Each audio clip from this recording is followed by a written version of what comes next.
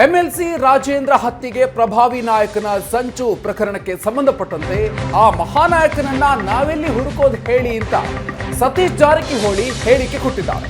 ಮಹಾನಾಯಕನ ಕೈವಾಡದ ಬಗ್ಗೆ ಸತೀಶ್ ಜಾರಕಿಹೊಳಿ ಹೇಳಿಕೆ ಕೊಟ್ಟಿದ್ದಾರೆ. ರಾಜೇಂದ್ರ ಕ್ಯಾತ್ಸಂದ್ರದಲ್ಲಿ ಡಿಜಿಪಿಗೆ ದೂರನ್ನು ನೀಡಿದ್ದಾರೆ.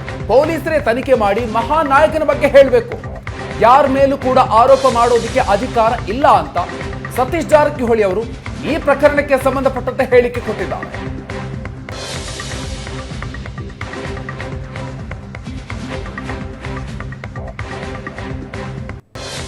ರಾಜಣ್ಣ ಅವರ ಪುತ್ರ ಕೊಟ್ಟಿರುವಂತ ದೂರಲ್ಲಿ ಬೆಂಗಳೂರು ಮೂಲದ ಒಬ್ಬ ಮಹಾನ್ ನಾಯಕ, ಒಬ್ಬ ಪ್ರಭಾವಿ ನಾಯಕರ ಬೆಂಬಲದಿಂದ ಈ ಸುಪಾರಿ ಹಂತದ ನಡೆದಿದೆ ಹಿನ್ನೆಲೆಯಲ್ಲಿ ಇದ್ದಾರೆ ಅನ್ನುವಂಥ ದೂರಲ್ಲಿ ಪ್ರಸ್ತಾಪಿಸಿದ್ದಾರೆ ಸರ್. ಆಯ್ತು, ಈಗ ಅದು ಪೊಲೀಸರು ತನಿಖೆಯ ದೂರು ಕೊಟ್ಟಿದ್ದಾರೆ.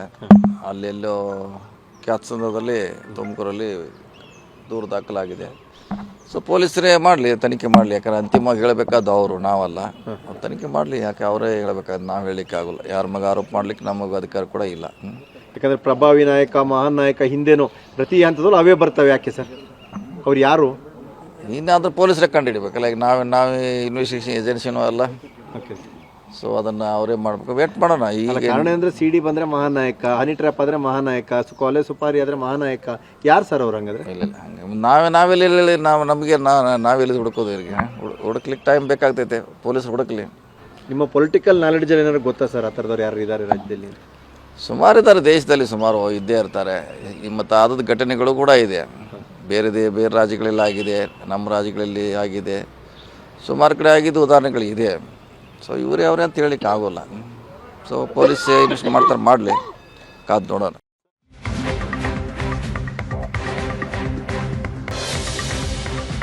ರಾಜೇಂದ್ರ ಹತ್ಯೆಗೆ ಪ್ರಭಾವಿ ನಾಯಕನ ಯತ್ನ ಆರೋಪ ಪ್ರಕರಣಕ್ಕೆ ಸಂಬಂಧಪಟ್ಟಂತೆ ಆ ನಾಯಕನ ಬಗ್ಗೆ ಗೊತ್ತಿಲ್ಲ, ನಮ್ಗೇಕೆ ಗೊತ್ತಿರುತ್ತೆ ಅಂತ ಬೆಂಗಳೂರಿನಲ್ಲಿ ಸಚಿವ ಎಚ್.ಸಿ. ಮಹದೇವಪ್ಪ ಹೇಳಿಕೆ ಕೊಟ್ಟಿದ್ದಾರೆ. ಎಂಎಲ್ಸಿ ರಾಜೇಂದ್ರ ಕಂಪ್ಲೇಂಟ್ ಕೊಟ್ಟಿದ್ದಾರೆ. ಪೊಲೀಸ್ ತನಿಖೆ ಆಗಿ ಸತ್ಯಾಸತ್ಯತೆ ಗೊತ್ತಾಗುತ್ತೆ.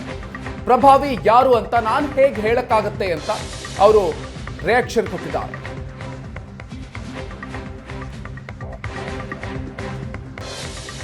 ಈಗಾಗಲೇ ಪ್ರಕರಣಕ್ಕೆ ಸಂಬಂಧಪಟ್ಟಂತೆ ರಾಜೇಂದ್ರ ಅವರು ದೂರನ್ನು ಕೊಟ್ಟಿದ್ದು, ಎಫ್ಐಆರ್ ಕೂಡ ದಾಖಲಾಗಿದೆ. ಈ ಹಿನ್ನೆಲೆಯಲ್ಲಿ ಒಂದು ಕಡೆಯಲ್ಲಿ ತನಿಖೆಯನ್ನ ನಡೆಸಲಾಗ್ತಾ ಇದೆ, ಮತ್ತೊಂದು ಕಡೆಯಲ್ಲಿ ರಾಜಕೀಯವಾಗಿ ಕೂಡ ಈ ಆರೋಪಕ್ಕೆ ಸಂಬಂಧಪಟ್ಟಂತೆ ಸಾಕಷ್ಟು ಬೆಳವಣಿಗೆಗಳು ಆಗ್ತಾ ಇದೆ. ರಾಜಕೀಯವಾಗಿ ಕೂಡ ಹತ್ಯೆ ಯತ್ನ ಪ್ರಕರಣಕ್ಕೆ ಸಂಬಂಧಪಟ್ಟಂತೆ ಅನೇಕ ಮಾತುಗಳು ಕೇಳಿ ಬರ್ತಾ ಇದೆ. ಸೊ ಈ ಹಿನ್ನೆಲೆಯಲ್ಲಿ ಈಗ ಹಲವು ನಾಯಕರು ರಿಯಾಕ್ಷನ್ ಕೊಟ್ಟಿದ್ದಾರೆ. ಒಂದು ಕಡೆಯಲ್ಲಿ ಸತೀಶ್ ಜಾರಕಿಹೊಳಿ ಅವರು ಕೂಡ ಹೇಳಿಕೆಯನ್ನು ಕೊಟ್ಟರು, ಮತ್ತೊಂದು ಕಡೆಯಲ್ಲಿ ಎಚ್.ಸಿ. ಮಹದೇವಪ್ಪ ಅವರು ಕೂಡ ಈ ಪ್ರಕರಣಕ್ಕೆ ಸಂಬಂಧಪಟ್ಟಂತೆ ರಿಯಾಕ್ಷನ್ ಕೊಟ್ಟಿದ್ದಾರೆ. ಅವರ ಪುತ್ರ ಕೊಟ್ಟಿರುವಂಥ ಕಂಪ್ಲೇಂಟ್ನಲ್ಲಿ ಬೆಂಗಳೂರು ಮೂಲದ ಪ್ರಭಾವಿ ಸಚಿವರು ನಾಯಕರೊಬ್ಬರ ಇದಿದೆ, ನಾವು ಮುಖ್ಯಮಂತ್ರಿಗಳಿಗೆ ಆಪ್ತರು ಅನ್ನೋ ಕಾರಣಕ್ಕೆ ನಮ್ಮನ್ನ ಟಾರ್ಗೆಟ್ ಮಾಡಿದರೆ ಅದರ ಮೂಲವೇ ಸುಪಾರಿ 70 ಲಕ್ಷ ಅಂತೇಳಿ ಕಂಪ್ಲೇಂಟ್ ಕೊಟ್ಟಿದ್ದಾರೆ. ಇನ್ವೆಸ್ಟಿಗೇಷನ್ಗೆ ರೆಫರ್ ಮಾಡಿದ್ದಾರೆ. ಇನ್ವೆಸ್ಟಿಗೇಷನ್ಲಿ ಏನು ಬರುತ್ತೆ that will be known after the investigation. Okay, ಯಾರು ಸರ್ ಅವ್ರು ಪ್ರಭಾವಿ? ಅವಕ್ಕೆ ನೈಸೆ. ಯಾಕಂದ್ರೆ ಮುಖ್ಯಮಂತ್ರಿಗಳ ಆಪ್ತರಿಗೆ ರಕ್ಷಣೆ ಇಲ್ಲ ಅಂದ್ರೆ ರಾಜ್ಯದಲ್ಲಿ ಲಾ ಆ್ಯಂಡ್ ಆರ್ಡರ್ ಹಾಳಾಗಿದೆ ಅಂತ ಅರ್ಥನ? ಲಾ ಆ್ಯಂಡ್ ಆರ್ಡರ್ ಪ್ರಶ್ನೆಗೂ ಇದಕ್ಕೂ ಸಂಬಂಧನೇ ಇಲ್ಲ. Law and order is very well maintained in the state. ಕಾನೂನು ಸುವ್ಯವಸ್ಥೆ ಪ್ರಬಲ ಚೆನ್ನಾಗೇ ಇದೆ. ಆದರೂ ಮುಖ್ಯಮಂತ್ರಿ ಆಪ್ತ ಸಚಿವರಿಗೆ ಅವ್ರ ಮಗನಿಗೆ ರಕ್ಷಣೆ ಇಲ್ಲ. ಅವಾಗಂತ ಕೊಟ್ಟಿದ್ದಾರೆ, ಅದು ಇನ್ವೆಸ್ಟಿಗೇಷನ್ ಆಗುತ್ತೆ. ಅದು ಎಷ್ಟು ಸತ್ಯಾಸತ್ಯತೆಗಳು ತನಿಖೆ ನಂತರನೇ ಅಲ್ವಾ ಸರ್? ರಾಜಣ್ಣ ಅವರ ಪುತ್ರ ಕೊಟ್ಟಿರುವಂಥ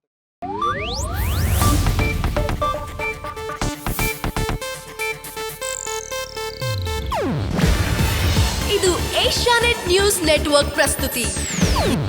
ನೀವು ನೋಡ್ತಿದ್ದೀರಾ ಏಷ್ಯಾನೆಟ್ ಸುವರ್ಣ ನ್ಯೂಸ್.